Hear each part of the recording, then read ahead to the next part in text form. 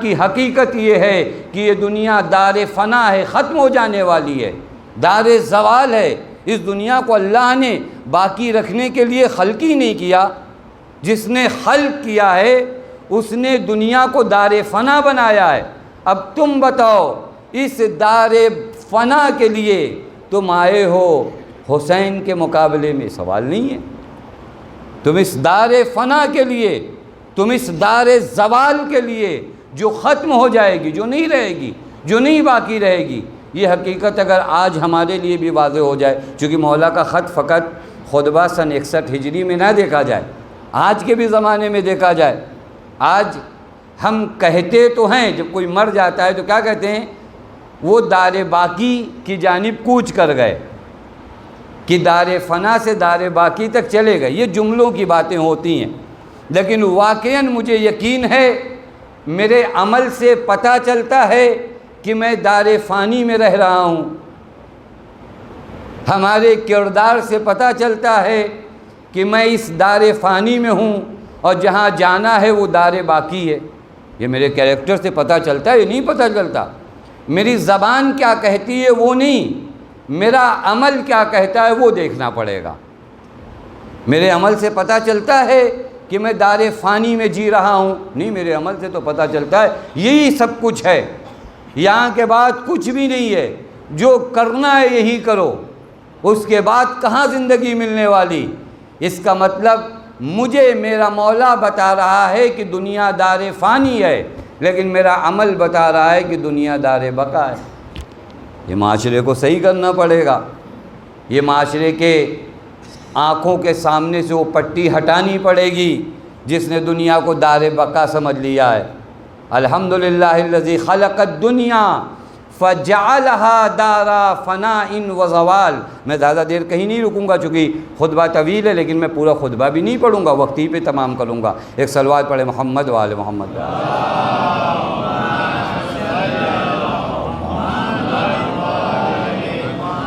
کہ دنیا دار فنا ہے،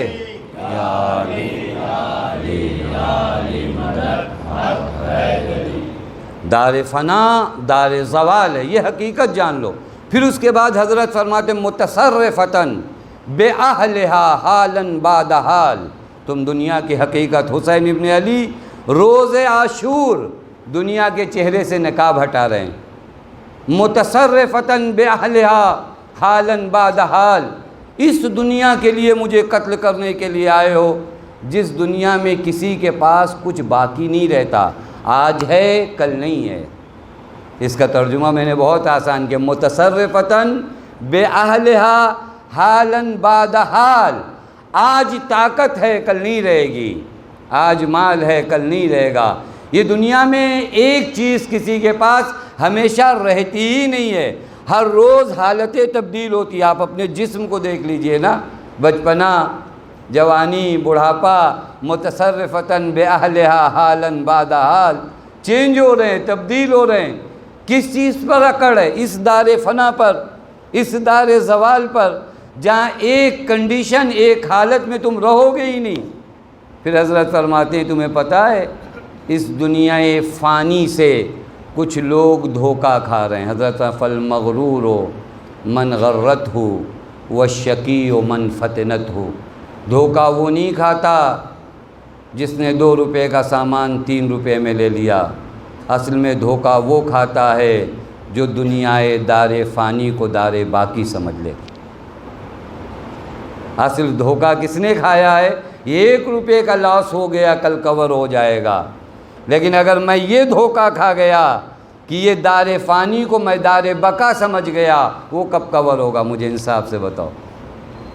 اگر میں اپنی تجارت میں دھوکہ کھا جاؤں، آج نہیں تو کل کور ہو جائے گا، چلو ایک جگہ دھوکہ کھایا، لیکن اگر پوری زندگی دنیا کے ساتھ میرا عکس العمل، رد عمل یہ رہا کہ میں دنیا کو دار باقی سمجھتا رہا اور یہ دنیا رہی دار فنا، اب اگر اس عالم آخرت میں پہنچا تو وہاں کون سا کور ہونے والا ہے؟ حضرت فرماتے فالمغرور من غرت ہو۔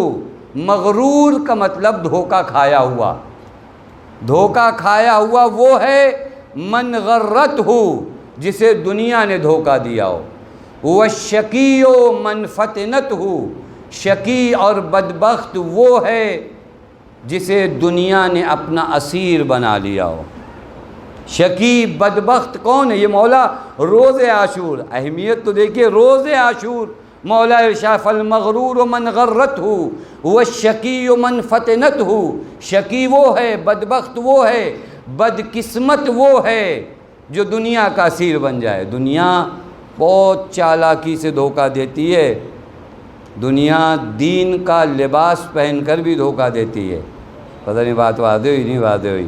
دنیا کے دھوکہ دینے کا انداز الگ ہے، شاید اگر بات واضح نہ ہو میں بچوں کے لیے عرض کروں۔ دیکھیے بڑے احترام سے دنیا دھوکہ دیتی، کیسے میں بتاؤں آپ کو؟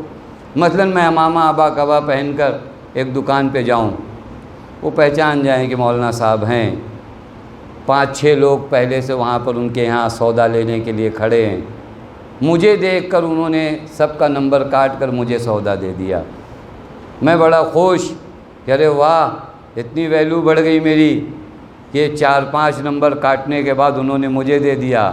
دنیا نے آپ کو دھوکہ دے دیا، کیونکہ اس نے تو دے دیا سودا، لیکن یہ 5 لوگ جو آپ کے آگے تھے ان کے حق کا کیا ہوگا؟ آپ خوش رہے کہ آپ مولانا صاحب بن گئے، آپ کی عظمت بڑھ گئی۔ نہیں، دنیا نے دھوکہ دے دیا آپ کو، ہو گیا آپ کا کام۔ خدا کی قسم بڑی نزاکتوں سے دنیا دھوکہ دیتی ہے۔ مجھے لگے گا بھی کہ ارے بہت دیدار آدمی، وہ تو دیدار، چلو میں جو 5 آدمی پہ ظلم کر رہا ہوں، میری کیا گارنٹی ہے کہ آج میرے بس میں یہ 5 آدمی کو ظلم کرنا تھا، کل اگر میرا پاور بڑھ جائے تو میں 50 آدمی پہ ظلم نہیں کروں گا۔ یہاں دنیا دھوکہ دیتی ہے، یہاں دنیا دھوکہ دیتی ہے۔ بڑا ہوشیار رہنے کا مقام ہے۔ فالمغرور من غرتہ، دنیا بڑے حسین انداز میں، آپ دیکھو نا، آپ جس مولا کو مانتے ہو اس کی سیرت اٹھا کر کبھی دیکھو، خدا کی قسم بعض جگہیں ہوتی ہیں جو ہمارے یہاں سبحان اللہ اور واہ واہ کہہ کے ختم ہو جاتی، لیکن غور کرنے کا مقام ہے۔ اگر غور کیا جائے، حضرت امیر ہیں، آپ کی زرہ چوری ہو گئی، کس کے پاس سے ملی؟ ایک یہودی کے پاس سے، مسلمان بھی نہیں ہے۔ اور یہ واقعہ معلوم ہے کب کا ہے؟ جب حضرت کی ظاہری خلافت تھی، اور خلافت کا دائرہ کتنا ہے وہ سب آپ جانتے ہیں۔ مولا نے فرمایا یہ زرہ میری ہے، اس نے کہا نہیں یہ زرہ میری ہے۔ اس نے کہا مولا کائنات سے کہ اگر آپ کو دعویٰ ہے کہ یہ زرہ آپ کی ہے تو چلیے کورٹ میں، یعنی قاضی کے پاس چلیے۔ اب آپ غور کر سکتے ہیں،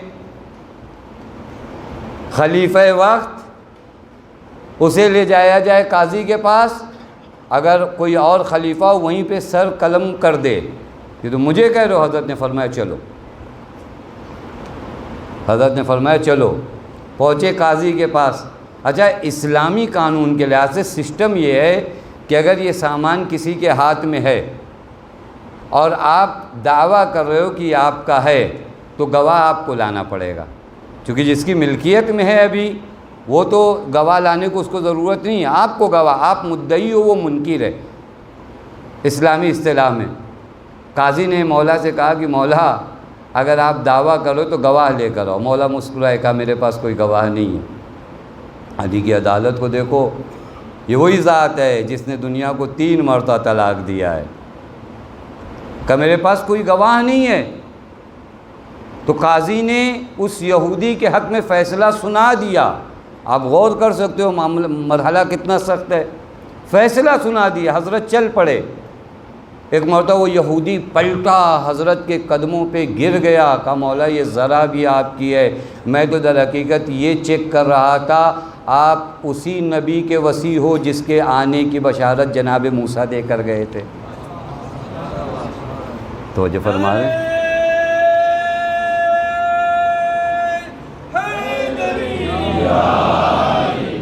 فالمغرور من غرتہ، یہ دنیا دھوکہ دیتی ہے، دین کے لباس میں آ کر آپ کو دھوکہ دے گی۔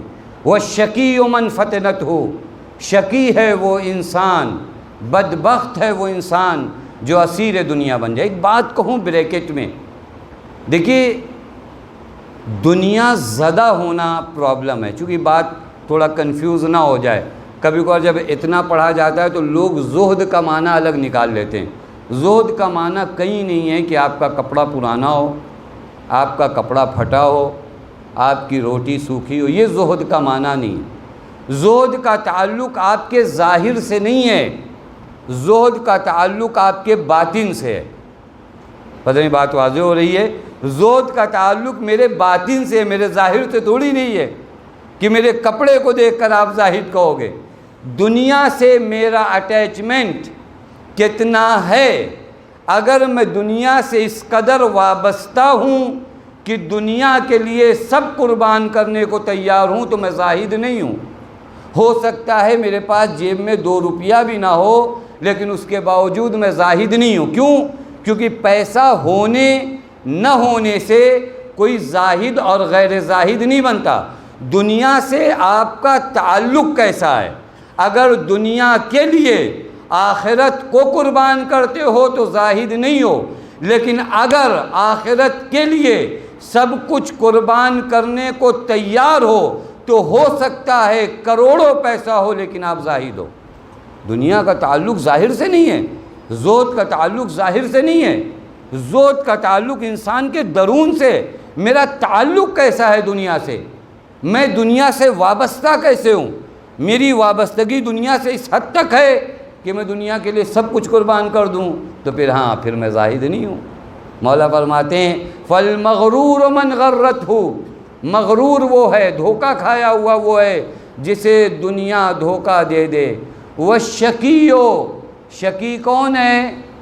شقی وہ ہے جسے دنیا اپنا اسیر بنا لے۔ اس کے بعد حضرت عجیب جملہ فرماتے ہیں وَلَا تَغُرَّنَّكُمْ هَٰذِهِ الدُّنْيَا، ہوشیار رہنا، میں تمہیں ایک خطرے سے آگاہ کر رہا ہوں۔ یہ حسین کا کلام میں بار بار عرض کروں، 61 ہجری کے لیے نہیں ہے، کلام معصوم ہے، تا قیامت مشعل راہ ہے۔ حسین کو پیغمبر نے یہ تھوڑی نہیں بتایا کہ حسین مصباح الہدیٰ ہیں فقط 61 ہجری والوں کے لیے نہیں، قیامت تک آنے والے انسانوں کے لیے ہدایت کے چراغ کا نام حسین ہے۔ حسین فرماتے ہوشیار ہو جاؤ، یہ ہمارے معاشرے کے لیے، فَلَا تَغُرَّنَّكُمْ هَٰذِهِ الدُّنْيَا، یہ دنیا تمہیں دھوکہ نہ دینے پائے، یہ دنیا دھوکہ دے گی، تم یاد رکھنا، اس دنیا سے دھوکہ نہ کھانا۔ اس کے بعد حضرت دنیا کے دھوکے کو بتاتے ہیں کہ دنیا تمہیں دھوکہ دے گی، معلوم ہے تم دنیا پر اطمینان کیے رہو گے اور یہ دنیا تمہارے اطمینان کو توڑ دے گی۔ عجیب جملہ ہے، میں ترجمہ پہلے کر چکا۔ فَإِنَّهَا تَقْطَعُ، یہ دنیا نا امید کر دیتی ہے۔ فَإِنَّهَا تَقْطَعُ رَجَاءَ مَنْ رَكَنَا إِلَيْهَا وَتُخَيِّبُ مَنْ طَمَعَ۔ عجیب ہے، خدا کی قسم عجیب ہے۔ مولا فرماتے ہیں اس دنیا نے تمام ان لوگوں کو دھوکہ دیا ہے جس نے اس دنیا سے امید لگائی ہے، جس نے اپنا معتمد، اپنا بھروسہ دنیا کو سمجھا، سب دھوکہ کھائے ہیں۔ یہ مولا قانون بتا رہے ہیں فَإِنَّهَا تَقْطَعُ رَجَاءَ مَنْ رَكَنَ إِلَيْهَا، جس نے بھی دنیا پہ بھروسہ کیا وہ دھوکہ کھاتا ہے، وہ نا امید ہوتا ہے۔ نہیں دیکھا آپ نے خدا کی قسم کتنوں کو لگا کہ دنیا بہترین اعتماد کی جگہ ہے، یہ دنیا بہترین بھروسے کی جگہ ہے۔ مولا فرماتے فَإِنَّهَا تَقْطَعُ، یہ تمہیں دھوکہ دے دے گی۔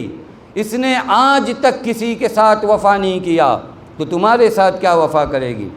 روایت میں دیکھ رہا تھا، عجیب روایت ہے سورہ یوسف، تو الحمدللہ اب ہمارے معاشرے میں دھیرے دھیرے اس کے معارف اس سیریل کی وجہ سے عام ہو گئے، لوگوں کے ذہنوں میں آ گیا کسی حد تک وہ واقعہ جناب یوسف والا۔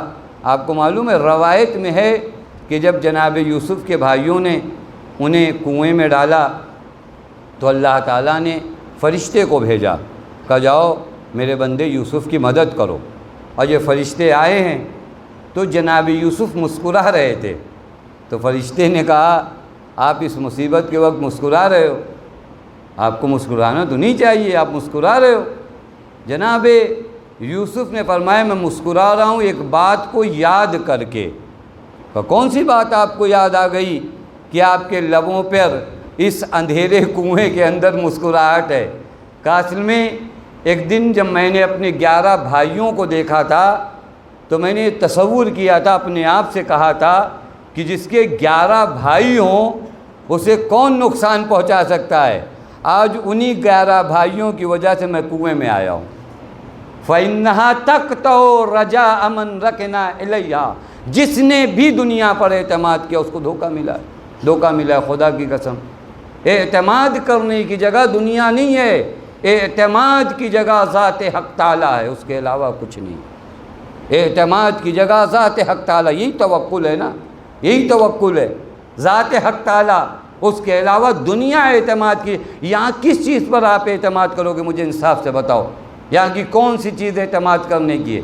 یہ نشے والی چیزیں ہیں، اس دنیا میں جو کچھ ہے نا نشے کی چیزیں ہیں، اس پہ اعتماد۔ میں اپنی طرف سے نہیں، میرے پاس روایت ہے، مولا فرماتے ہیں ينبغي للعاقل ان يحترس من سكر المال وسكر القدرة وسكر العلم وسكر المدح وسكر الشباب۔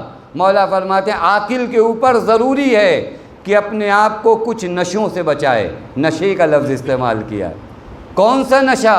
مولا فرماتے ہیں طاقت کا نشہ، پیسے کا نشہ، مدح اور واہ واہ کا نشہ، علم کا نشہ، جوانی کا نشہ، یہ نشہ شمار کیا ہے کہ ان نشوں سے اپنے آپ کو بچاؤ۔ ایک مرتبہ منصب ملا تو نشے میں چور ہو، نہیں ہوتا۔ مال آیا تو نشے میں چور ہو۔ علی والوں کو اہل بیت بار بار متوجہ، یہ نشے کی چیزیں، ان پہ بھروسہ نہیں کیا جاتا۔ ان پہ بھروسہ کرو گے، من سکر القدرہ، قدرت پہ بھروسہ کرو گے۔ بڑے میرے بازوؤں میں دم ہے، آپ دیکھو، ایک ابھی میں اس ممبر سے نیچے چلا ہوں، پتہ نہیں کون سا پیر کہاں رگ دوں، ختم ہو گئی بات۔ اسی طاقت پہ بھروسہ تھا، اسی طاقت پہ بھروسہ تھا۔ صبح میں گھر سے نکلا، شام کہاں پہنچا، اسی طاقت پہ بھروسہ ہے۔ سکر العلم، 2-4 حدیثیں اور باتیں معلوم ہو گئی تو آپ کو علامۃ الدہر اپنے آپ کو سمجھ رہے ہو۔ علم کا نشہ بھی بڑا خطرناک نشہ ہے، یہ وہ نشے ہیں، یہ خود ایک مستقل ٹاپک ہے، میں بس گزر جاؤں۔ علم کا بھی نشہ آتا ہے، علم کا نشہ بھی بڑا خطرناک نشہ ہے۔ مال کا بھی نشہ ہے، تعریف کا بھی نشہ ہے۔ 2-4 لوگوں نے تعریف کر دیا، اب اس کے بعد ان کو یہ لگنے لگا کہ اب ہمارے جیسا کون۔ اب کبھی کبھار ممبر پہ سے ایسا لگتا ہے کہ میں اگر مجلس نہ پڑھوں تو کامیاب نہیں ہوگی۔ یہی مدح کا نشہ، اتارو اس نشے کو، اتارو اس نشے کو۔ میں نے کئی جگہ پر اس بات کو کہا، نہ کوئی خطیب، نہ کوئی شاعر، نہ کوئی نوحہ خوان کسی مجلس کی کامیابی کی ضمانت، نہ شاعر ہے، نہ خطیب ہے، نہ نوحہ خوان ہے۔ مجلس کی کامیابی کی ضمانت کا نام زینب اولیاء مقام ہے، اس کے علاوہ کچھ نہیں ہے۔ یہ زبردستی کس نشے میں چور ہو، من سکر المدح، 2-4 لوگ تعریف کر دیتے ہیں، اس کے بعد نشہ آ جاتا ہے۔ مولا فرماتے ہیں ینبغی، بچاؤ اپنے آپ کو، ان یحترسا، عاقل کو چاہیے کہ اپنے آپ کو بچائے، من سکر المال، سکر القدرہ، سکر الشباب۔ آج جوانی کا نشہ ہے، ہمیں نہیں سمجھ میں آتا، کسی کو بھی دھکا مار دیا، کسی نہیں، یہ ختم ہو جاتی۔ خدا کی قسم، یہ دنیا کہاں اعتماد کرنے کی جگہ ہے؟ اس دنیا پہ بھروسہ کرو گے، بھروسہ کرو تو ایسی طاقت پہ کرو جس طاقت کو لازوال طاقت کہتے ہیں۔ وہ جو طاقتیں زوال پذیر ہوتی ہیں ان پہ کہاں بھروسہ کیا جاتا ہے؟ اور بھروسہ کرنا حسین سکھاتے ہیں۔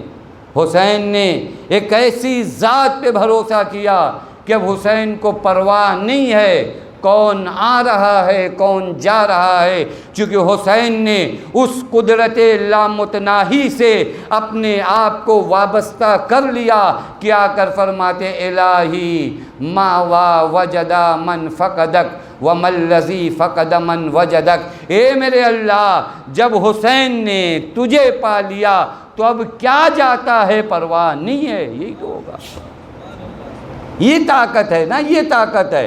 اس طاقت پہ بھروسہ کرو۔ ما وجدہ، تم نے پایا کیا؟ گویا سوال کیا جائے، جب خدا نہیں ملا تو پھر کیا ملا، اور جب خدا مل گیا تو کیا نہیں ملا؟ آپ انصاف بتاؤ نا، یہ کربلا ہے، یہ کربلا ہے۔ ہر مرحلے پر آپ دیکھو نا، کربلا میں توکل دیکھو کس میں، الہی انتا سکتی فی کل کرب۔ اے میرے اللہ، یہ تلواریں بھروسے کے لائق نہیں ہیں، میرے بھروسے کا نام تیری ذات ہے۔ یہ حسین کا جملہ روز عاشور کا جملہ ہے، جب مولا لاشوں کو لاتے ہیں تو بھی کہتے ہیں الہی انتا سکتی فی کل کرب، ہر مضطر اور ہر کرب کے بھروسے کا نام تیری ذات ہے۔ یہی حسین ابن علی بتا رہے ہیں، تم آج اس دنیا پہ بھروسہ کیا، فَإِنَّهَا تَقْطَعُ رَجَاءَ مَنْ رَكْنَا إِلَيْهَا، جس نے بھی دنیا پہ بھروسہ کیا ہے دنیا نے اس کی اعتماد کو توڑ دیا ہے۔ اور یہی پیغام جو حسین نے روز عاشور دیا، اسی پیغام کو حسین کی بہن نے شام کے دربار میں دیا، معلوم ہے؟ جب وہ ایک ملعون نشے میں چور تھا، آپ سب کو وہ منظر یاد ہے نا، اسیر بنا کے لایا ہے، نہ جانے کہاں کہاں سے سفیروں کو بلایا گیا ہے، طاقت کا نشہ تھا، پیسے کا نشہ تھا، اسے لگتا تھا کہ میرے جیسا کون ہوگا، پورا دربار سجا ہوا ہے، نہ جانے کہاں کہاں سے لوگ بلائے گئے ہیں۔ وہاں پر حسین کی بہن زینب کہتی ہیں یا یزید انسیتا قول اللہ تعالی، اے یزید کیا تو خدا کے اس قول کو بھول گیا ہے، تو نشے میں ہے، تجھے معلوم ہی نہیں۔ بی بی نے وہاں پر جو آیت پڑھی ہے وَلَا يَحْسَبَنَّ الَّذِينَ كَفَرُوا، وہ لوگ گمان نہ کریں جو کافر ہیں، جو کافر ہیں وہ یہ گمان نہ کریں انما نملی لہم خیر لانفسہم، کہ ہم نے جو چھوٹ دیا ہے یہ چھوٹ ان کے فائدے کے لیے ہے۔ وَإِنَّمَا نُمْلِي، ہم جو رسی کو ڈھیلا کرتے ہیں کس لیے کرتے ہیں، لِيَزْدَادُوا عَذَابًا، لِيَزْدَادُوا عَذَابًا، تاکہ ان کے عذاب میں کیا ہو، زیادتی ہو۔ وَلَهُمْ عَذَابٌ مُّهِینٌ، اور ان کے لیے رسوا کرنے والا عذاب ہے۔ یہ بھی آ کر شام کے دربار میں خدا کی قسم یزید کو بتا رہی، یہ تلواریں، یہ نیزے، یہ دربار، یہ مجمع، یہ لشکر، یہ ان پہ بھروسہ کیے ہوئے ہے، میں ہوں خدا پہ بھروسہ کیے ہوئے، اور میں اعلان کر کے جا رہی ہوں خدا کی قسم کہ تو نشے میں ہے، تو نے دنیا پہ اعتماد کیا ہے، لیکن علی کی بیٹی زینب خدا پہ اعتماد کیے ہوئے ہے، لہٰذا دربار شام میں خدا کی قسم جو اعلان زینب علیہ مقام نے کیا وہ کوئی نہیں کر پایا، جہاں فرمایا قد قیدک وسعصایک فواللہ لا تمحو ذکرنا ولا تمیت وحینا، تو ان تلواروں کے سہارے، ان نیزوں کے سہارے، ان دنیا والوں کے سہارے، اس مال کے سہارے، اس پاور کے سہارے چاہتا یہ ہے کہ وحی خدا ختم ہو جائے،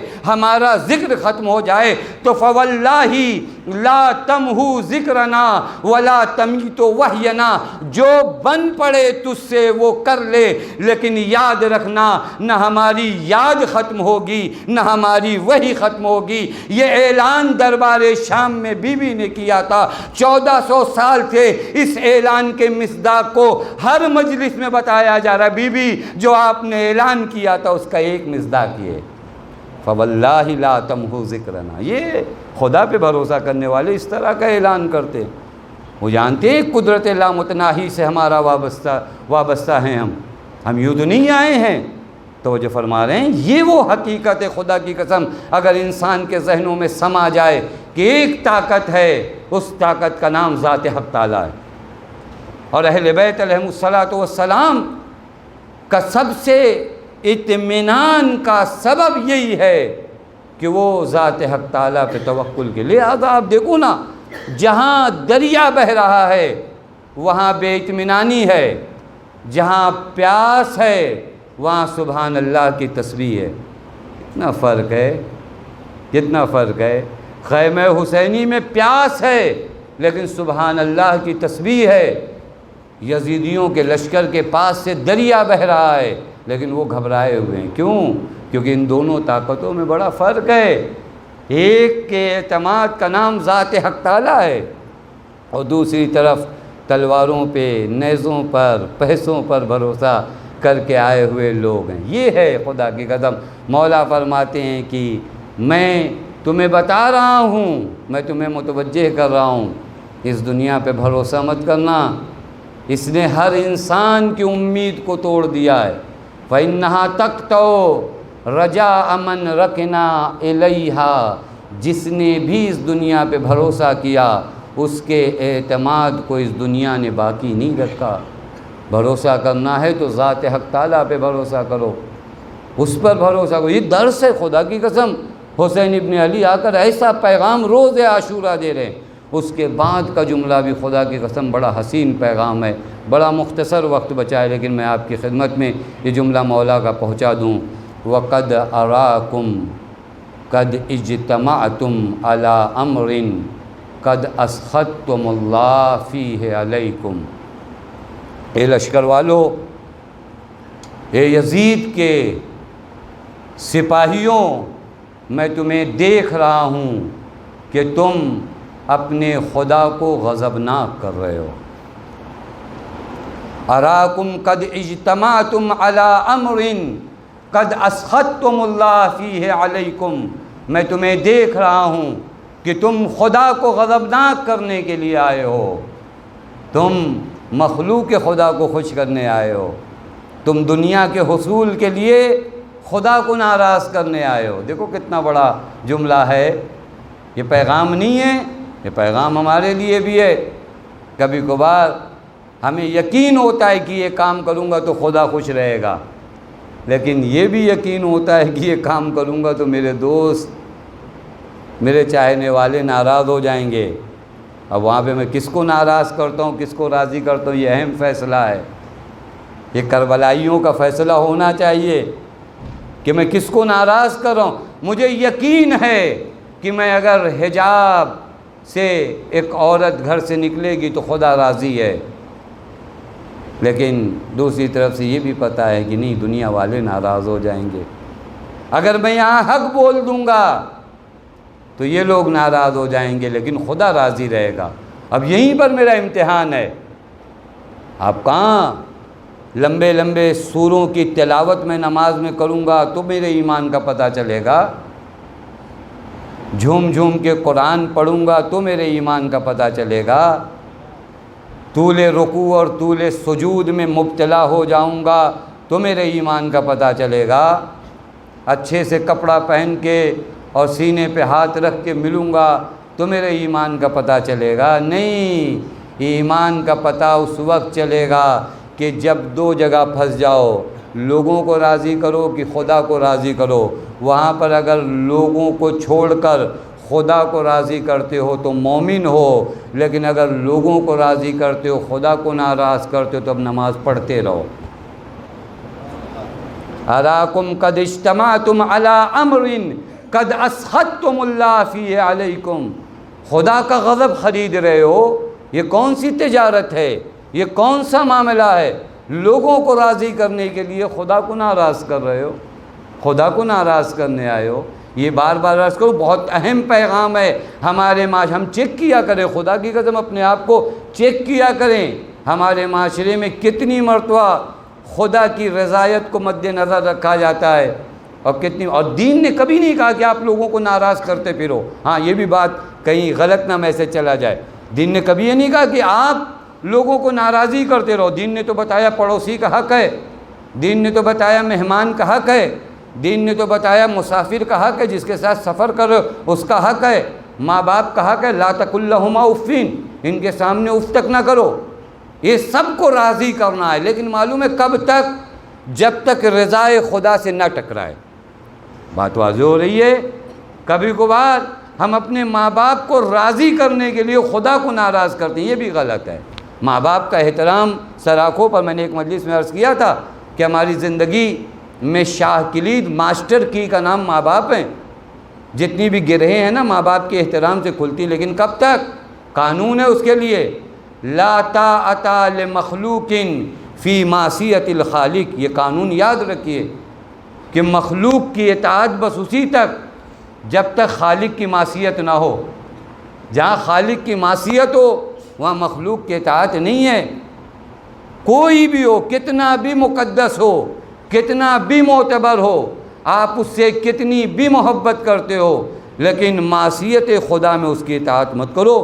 بہت قریبی دوست ہے، ناراض ہو جائے گا، نہیں جاؤں گا، لیکن ایک ایسی جگہ لے کر جا رہا ہے جو محفل گناہ ہے، تو خوب یہیں پر میرے دین کا، میرے ایمان کا امتحان ہو جائے گا، یہ دوستی چھوڑتا ہوں یا خدا سے رابطہ توڑتا ہوں۔